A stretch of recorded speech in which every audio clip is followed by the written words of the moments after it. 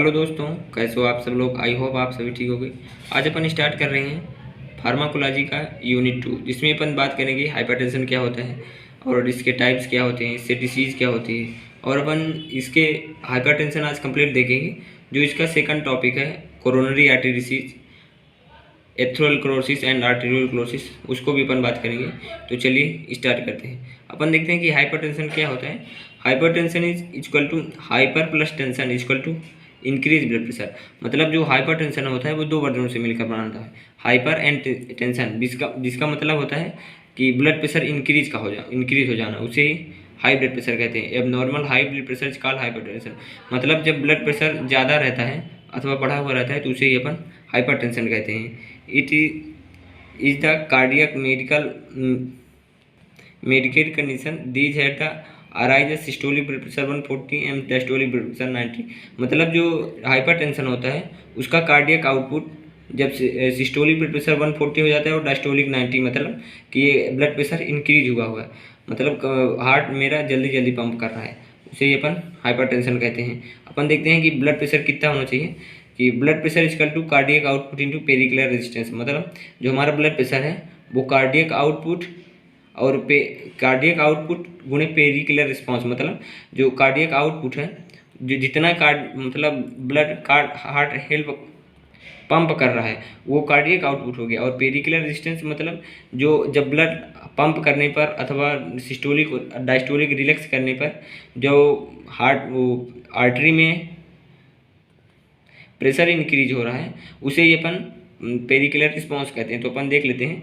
Cardiac output is the amount of blood heart help to the pump in the coronary artery few minute. मतलब जो cardiac output है वो amount of blood, मतलब जो heart से जितना ब्लड हमारे पंप किया जा रहा है और वो कोरोनरी सिस्टम के द्वारा पूरे बॉडी में सप्लाई हो रहा है, तो उसे अपन कार्डियक आउटपुट कहते हैं। अब आप पेरिकुलर रिस्पॉन्स देख लेते हैं। It is the resistance of the artery of the flow blood. मतलब कि जो रेजिस्टेंस है, मतलब कार्डियक आउटपुट होने पर जितना ब्लड प्रेशर लग रहा है उसे ही अपन पेरिकुलर रिस्पॉन्स बोलते हैं। तो वही ब्लड फ्लो हो जाता है अपन। अब ये पेरिकुलर रिस्पॉन्स मेनली टू टाइप का होता है। एक कॉन्ट्रेक्शन, हार्ट कॉन्ट्रैक्ट करने पर, एक हार्ट रिलैक्स करने पर। कॉन्ट्रैक्ट करने पर हार्ट मतलब कि प्रेशर कितना है और रिलैक्स करने पर प्रेशर कितना है, वही होता है। अपन देखेंगे कि टाइप ऑफ हाइपरटेंशन क्या होता है। Hypertension are mainly 4 types. First है primary hypertension, secondary hypertension, isolated hypertension and malignant hypertension. तो अपन देखते हैं कि ये हाइपरटेंशन जो दिए हुए हैं ये कौन कौन से होते हैं और कहाँ कहाँ प्रेजेंट होते हैं और इससे मेनली क्या क्या डिसीज होती है। तो अपन देखेंगे कि प्राइमरी हाइपरटेंशन क्या होता है।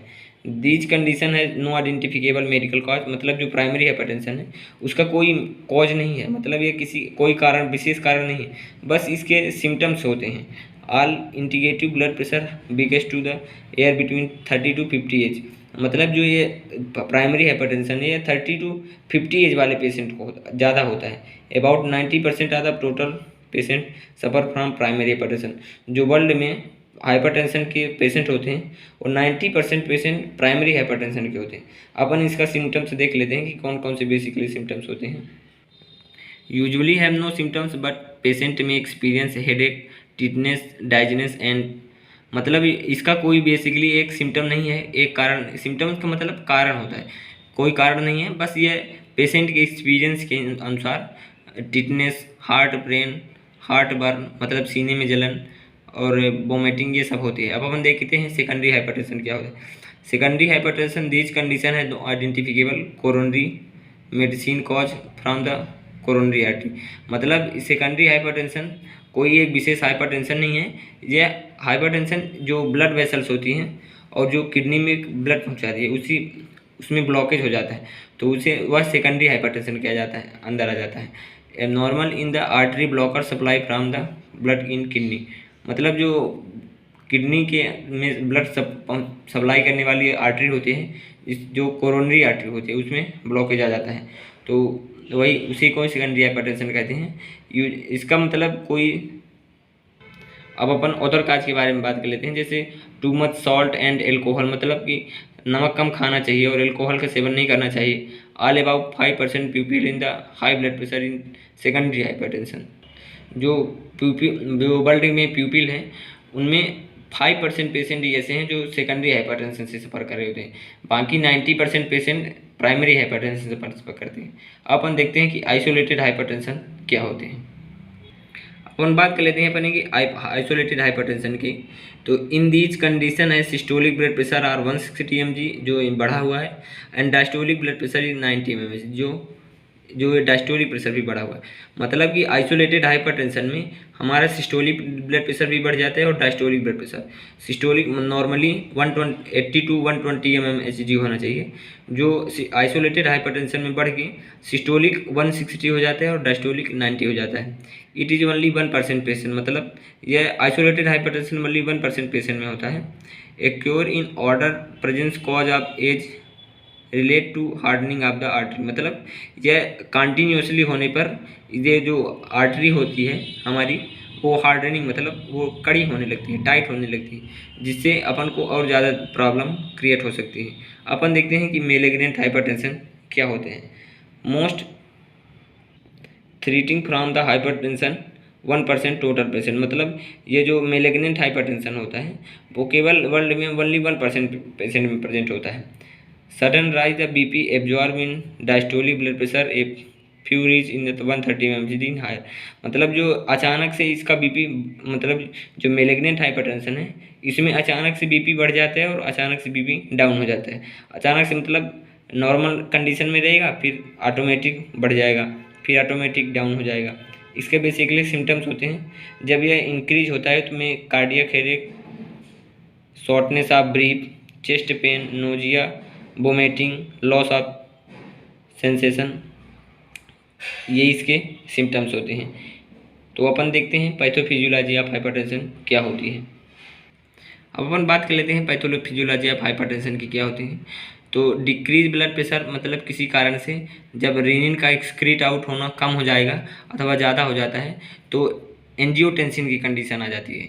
एंजियोटेंसिन मतलब कि जब ब्लड प्रेशर इंक्रीज होने वाला होता है तब की कंडीशन आ जाती है। तो मतलब इसमें ACE एंजाइम रिलीज होता है। ACE का फुल फॉर्म मतलब एंजियोटेंसिन कन्वर्जिंग एजेंट जो होता है, जब वो रिलीज होने लगता है तब कार्डियक आउटपुट इंक्रीज होने लगता है, जिससे एंजियोटेंसिन सेकंड स्टेज में पहुंच जाता है।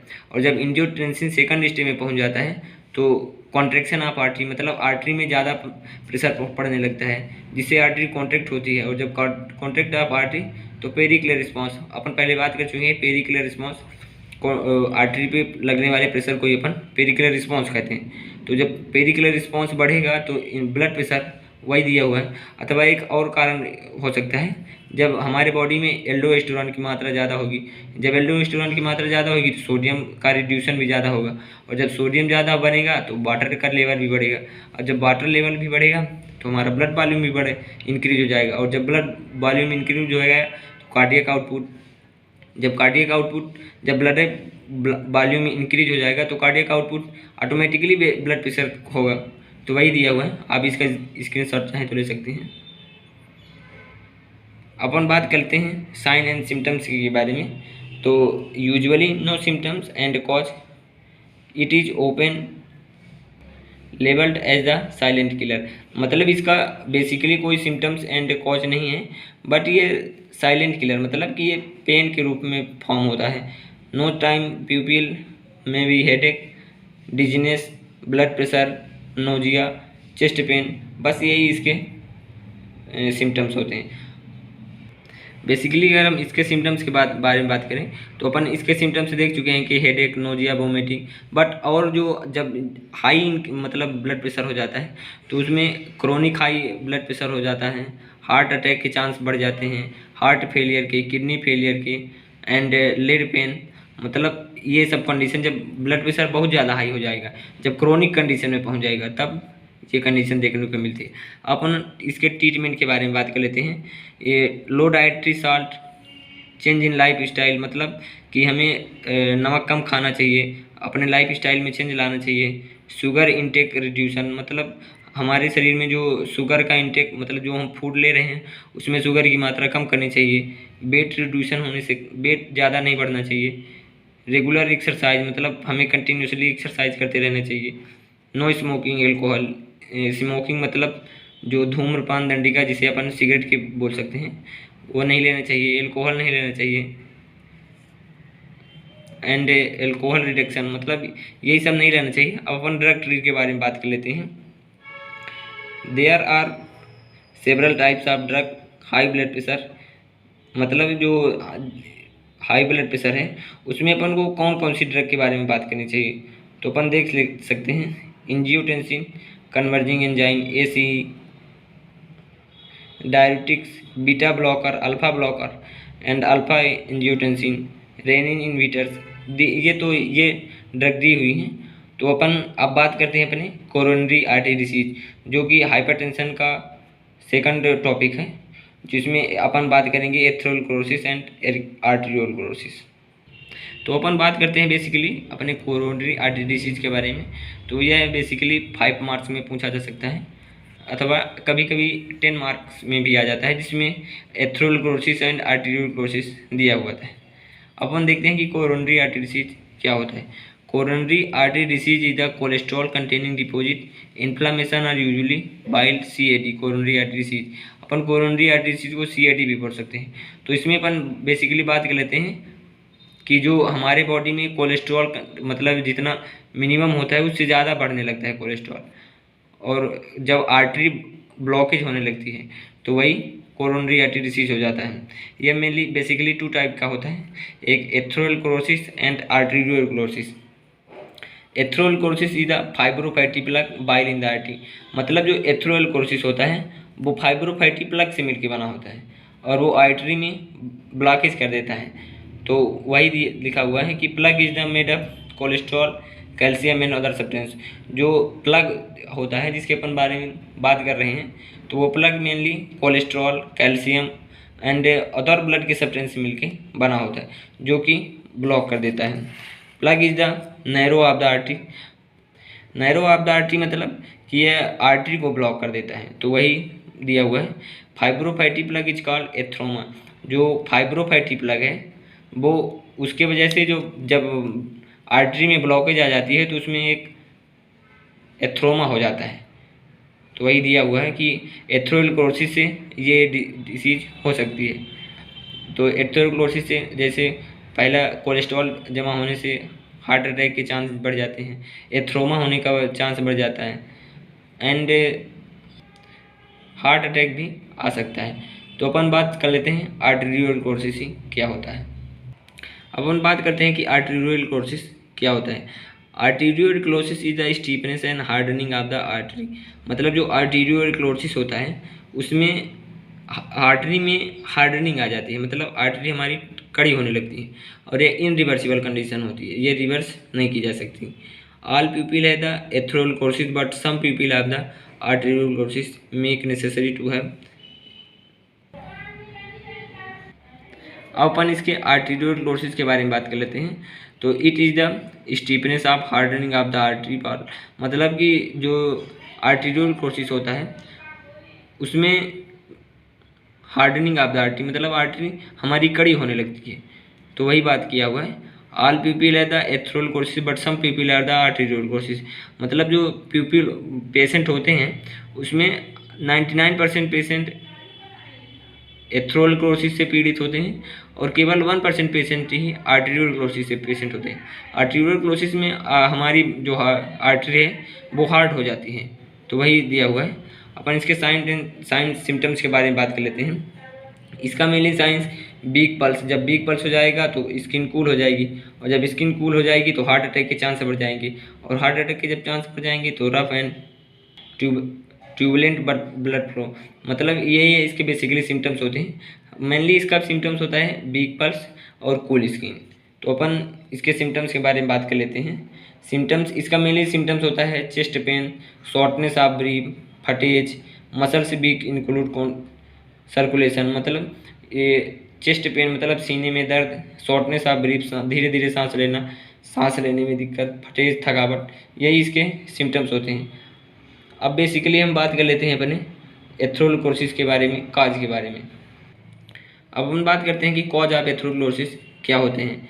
Cell close the low dietary load. मतलब कि जो सेल होती है वो क्लोज हो जाती है, ज़्यादा डाइटरी सॉल्ट लेने से। हाई ट्राइग्लिसराइड मतलब ग्लिसरीन लेवल बॉडी में ज़्यादा नहीं बढ़ना चाहिए। यह जेनेटिक भी हो सकती है। हाइपरटेंशन मतलब इंक्रीज ब्लड प्रेशर। ओबिसिटी मोटापा मतलब ज़्यादा शरीर में फैट या कोलेस्ट्रॉल नहीं जमा होना चाहिए।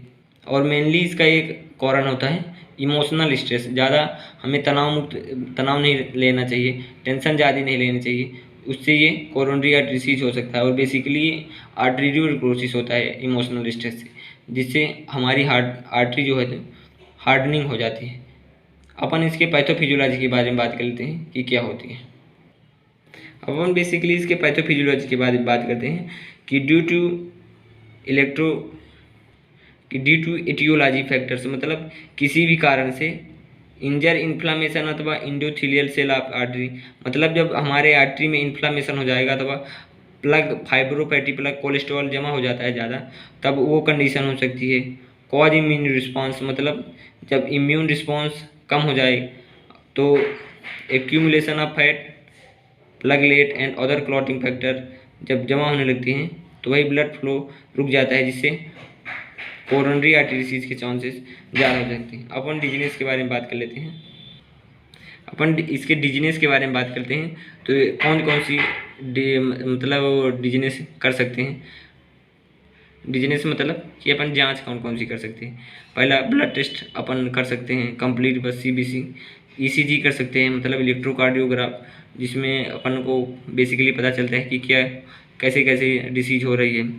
फिर ड्रॉपलर अल्ट्रासाउंड अपन अल्ट्रासाउंड के बारे में भी पता कर सकते हैं। फिर कंप्यूटर टोमोग्राफी मतलब जो CT स्कैन होता है उसके माध्यम से अपन कर सकते हैं। तो आज अपन देखें कि कार्डियक आउटपुट क्या होता है और कोरोनरी आर्टरी डिसीज क्या होती है। I hope